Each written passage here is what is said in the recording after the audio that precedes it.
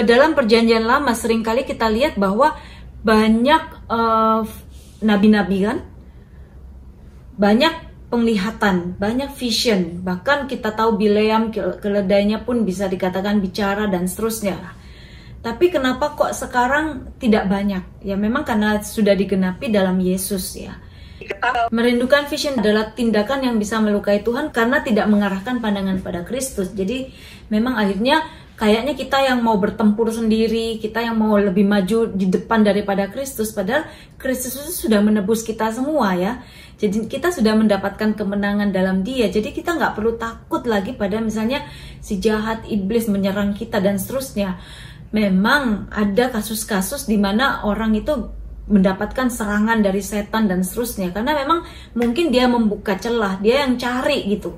Tapi ketika kita dalam kondisi biasa, kita tetap percaya pada Tuhan, kita berlindung pada Tuhan, kita nggak usah takut gitu loh.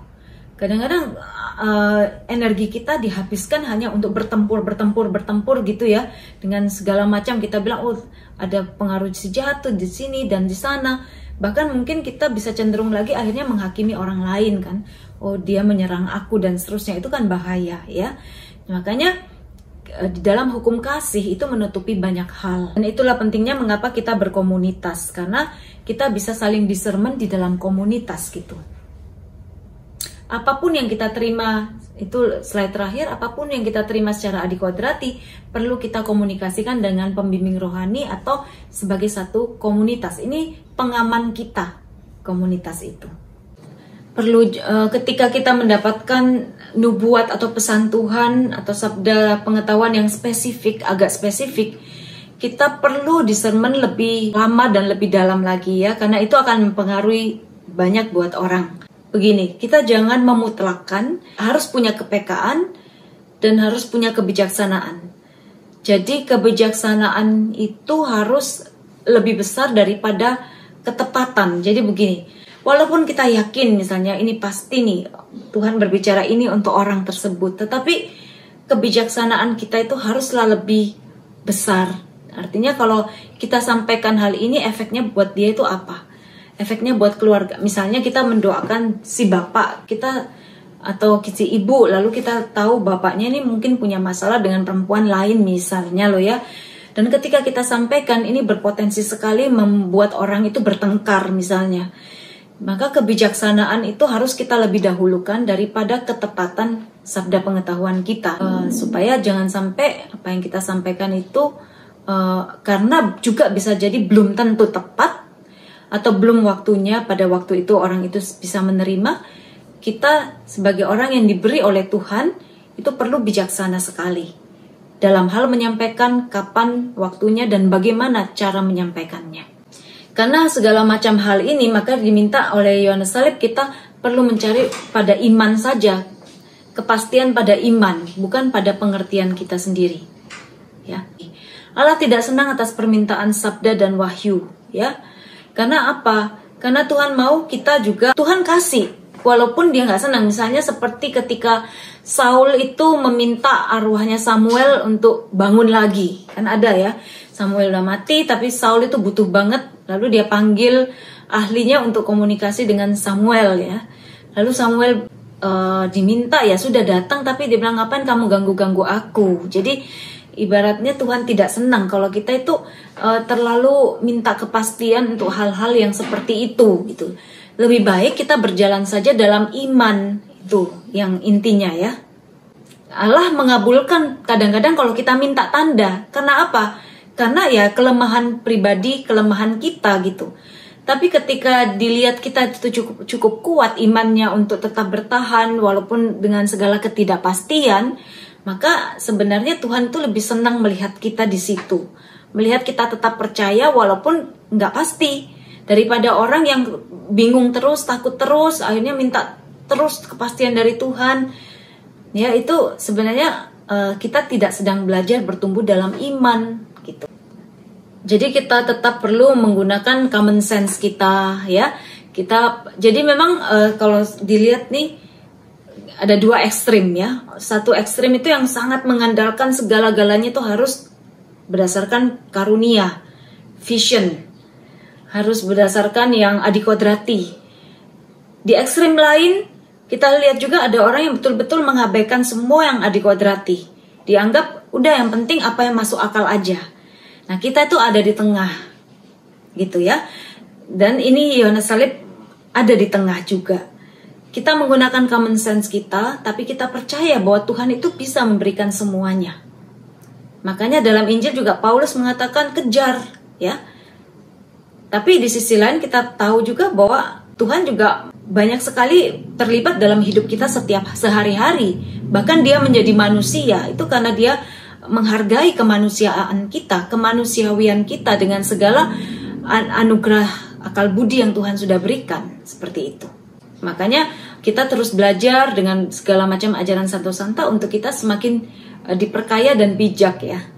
Dan yang di tengah ini sebenarnya yang paling baik gitu, seimbang. Dan itu yang paling susah gitu. Kalau kita mau ekstrem sini atau ekstrem sini gampang. Karena kita udah ada di comfort zone kita. Semacam kita nggak diombang-ambingkan lagi. Comfort zone ya pokoknya nggak ada dari Tuhan, aku nggak mau, dan ini dari Tuhan aku kejar terus, bisa gitu ya. Yang sisi satunya pokoknya nggak masuk akal, aku nggak mau percaya lah, gimana Tuhan itu mau dimasukin akal juga nggak mungkin. Tapi kenyataannya ada gitu. Nah, ini kita ada di tengah. Dan juga di dalam Mazmur dikatakan mereka tidak puas sedang makanan masih ada dalam mulut mereka. Artinya apa yang kita hadapi sekarang kita terima dulu. Jangan cari apa yang belum bisa kita pahami. Kesulitan discernment apa? Ya, setan bisa memproduksi hal-hal yang masuk akal dan benar-benar terjadi. Kayaknya itu logis banget, runtut banget gitu ya. Kita lagi cari tanda nih. Tahu-tahu ada nih jawabannya langsung. Nah, abis itu setan juga tahu gelagat kita. Walaupun setan tidak bisa tahu apa yang kita komunikasikan dengan Tuhan ya. Tapi dari gelagat kita, mungkin kita respon kita, sikap kita itu dia bisa baca kan. Nah dari situ dia terus tambahin, oh orang ini lagi suka cari mimpi. Dia ngomong-ngomong kemana-mana, lalu kemudian dia sukanya cari yang hebat-hebat. Ditambahin sama setan. Akhirnya kok rasanya kejawab terus, tambah seneng. Nah ini bahaya. Ya, setan juga tahu apa yang bisa terjadi ke depan. Nah dia bisa ngasih tahu kita sebelumnya. Nah kalau kita nggak hati-hati, kita bisa masuk terus ke situ. Yohanes Salib ini orang yang sangat mau aman untuk kita, jangan sampai kita tersesat ya. Karena dia juga memberikan bimbingan rohani untuk orang-orang yang sudah maju dalam hidup rohani. Nah, orang yang sudah maju dalam hidup rohani itu jalannya sangat licin juga kan, halus begitu. Makanya si Yohanes Salib itu mengatakan hal seperti ini. Udah lepas ya, orang tidak bisa dibebaskan dari jerat ini kalau tidak melepaskan wahyu, vision, komunikasi adikodrati lainnya. Melepaskan itu dalam arti kembali lagi ya, jangan terlalu mengejar, jangan terlalu melekat, jangan terlalu menginginkan. Tapi sekali lagi, kalau kita tuh tulus ya, kita sungguh-sungguh niat untuk kebaikan orang lain tanpa mengambil keuntungan buat diri sendiri, kita masih cukup aman ya. Yang penting kita tuh tahu diri kita. Kalau kita tahu diri kita itu ibaratnya kita nggak gampang jatuh. Ya, kita tahu diri kita, kelemahan kita di mana gitu. Tapi sekali lagi, kalau kita tuh tulus ya, kita sungguh-sungguh niat untuk kebaikan orang lain tanpa mengambil keuntungan buat diri sendiri, kita masih cukup aman ya. Yang penting kita tuh tahu diri kita. Kalau kita tahu diri kita itu ibaratnya kita nggak gampang jatuh. Ya, kita tahu diri kita, kelemahan kita di mana gitu. Makanya beda ya Sabta Karunia dengan karunia Roh Kudus yang untuk melayani. Kalau Sabta Karunia itu memang bertumbuh ya seiring dengan kematangan rohani. Kita diberikan waktu kita dibaptiskan benih-benihnya, tapi kita harus bertumbuh dalam hidup baik supaya Sabta Karunia itu bertumbuh juga. Dan inilah yang membawa kita pada kekudusan. Sedangkan karunia-karunia Roh Kudus yang untuk melayani, ya seperti nubuat, mukjizat, penyembuhan, iman dan lain sebagainya.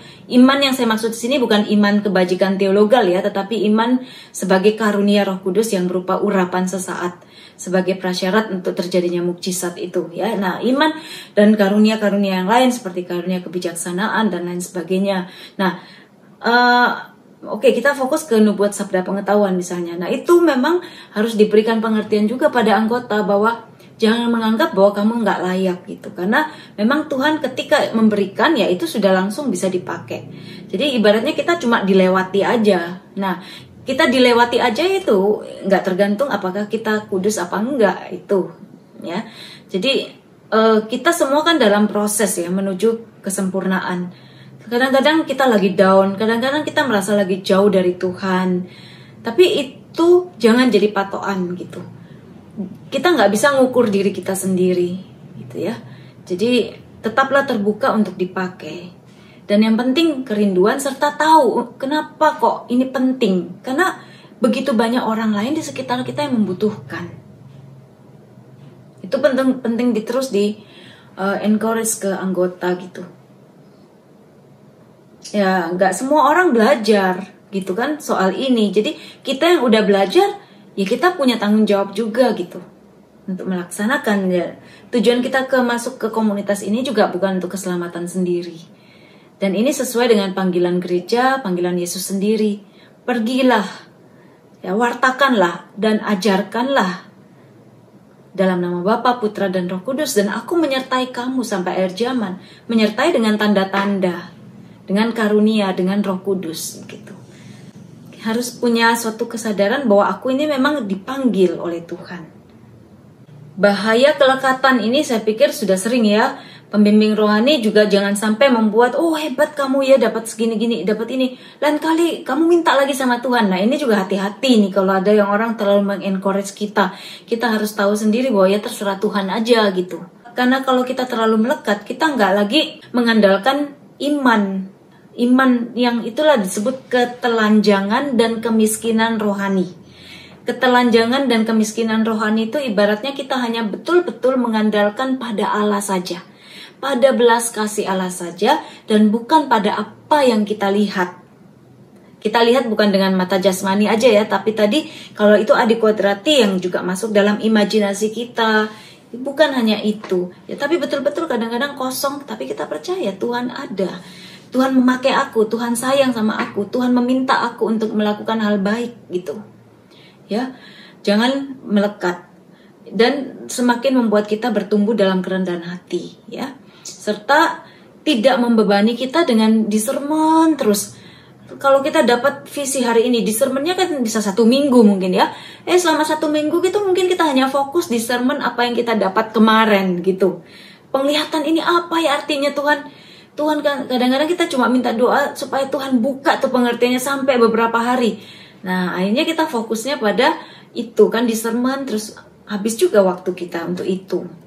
Itu jadi beban juga. Maksudnya di situ membebani pekerja dengan pekerjaan discernment. Perkataan Allah tentang damai bagi Yerusalem ternyatanya kak perang terus gitu dan seterusnya. Jadi kita kadang-kadang nggak mampu menangkap arti rohani dari penglihatan, itu yang masalahnya di situ. Itu yang kadang-kadang membuat kita itu salah menafsirkan gitu. Karena kita kadang-kadang kan mampunya cuma segitu. Makanya Tuhan kan mau kita itu tetap miskin. Miskin rohani itu artinya jangan terlalu berpikir yang muluk-muluk ya. Tapi tadi saya katakan kita perlu mempunyai target yang tinggi dalam pelayanan. Ya ketika kita mempunyai target yang tinggi, iman kita juga diperbesar. Itu intinya ya. Iman kita untuk mengandalkan Tuhan itu semakin besar. Yohanes Salib juga mengatakan seberapa besar imanmu segitu juga kamu dapat. Memperbesar iman kita, intinya gitu. Dan berani untuk menerima pekerjaan-pekerjaan yang lebih besar juga. Karena Yesus sendiri bilang bahkan engkau akan melakukan pekerjaan-pekerjaan seperti yang aku lakukan bahkan lebih besar. Jadi caranya memperbesar iman apa? Coba kita baca-baca ya buku tentang mukjizat. Percaya, mengandalkan Roh Kudus untuk melakukan pekerjaan-pekerjaan besar di dalam diri kita. Seperti Teresa Lisieux sering katakan bahwa orang yang rendah hati adalah orang yang berani berharap banyak dari Tuhan. Yang dimaksud dengan perbesar iman itu semakin mengandalkan Tuhan. Jadi kalau kita nggak fokus pada diri sendiri, kita fokus pada Tuhan, maka kita akan berani untuk berharap hal yang besar dari Tuhan.